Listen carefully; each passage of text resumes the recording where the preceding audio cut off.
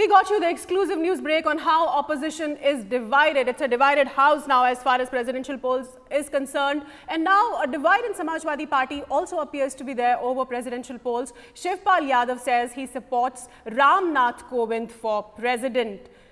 Samajwadi Party's Shivpal Yadav saying he is supporting Ram Nath Kovind for president. Let me go across to my colleagues Sakal and Parikshit who have more information on this. Parikshit, as we'd been listening, we'd been hearing a lot of buzz on how Mulayam is in favor of Kovind and Akhilesh prefers the opposition's candidate Meera Kumar. So if Shivpal Yadav has come out and actually spoken about supporting Ram Nath Kovind, he's only taking Mulayam Singh Yadav's line.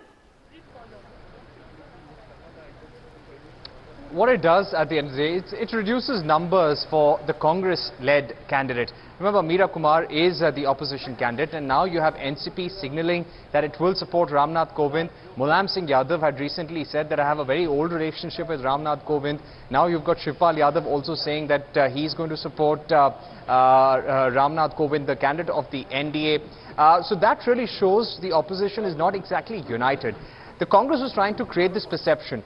Probably the Congress was also sure that this is not an election that's going to go their way, but they were trying to create this perception that the opposition is united against the communal agenda or the divisive agenda of the government, and we need to protect the offices of the president and the vice president. This was the perception that Sonia Gandhi was trying to create. They were trying to forge a larger opposition unity in parliament and also for the next general election. Now that seems to be breaking. It's not a good sign for the Congress that you have been in touch with all these parties. Nitish Kumar, Mulayam Singh Yadav, these were leaders you were in touch from day one. Sonia Gandhi was directly talking to these leaders. Now, if these leaders go and support the NDA's candidate, what does this show? They do not have faith in the opposition or the Congress when it comes to this line. In fact, there have been reports that the JDU was upset with the fact that there was so much time taken by the opposition to decide on their candidate. So these opposition cracks don't augur well for the Congress at a time when it wants to show unity on the floor of the House.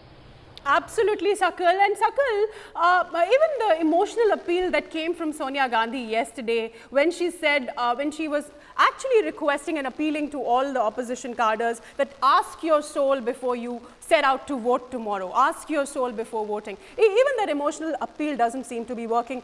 Clearly, opposition parties, opposition cadres have lost faith in the Congress party with so much of division and disagreement between the president and the vice president of the party itself.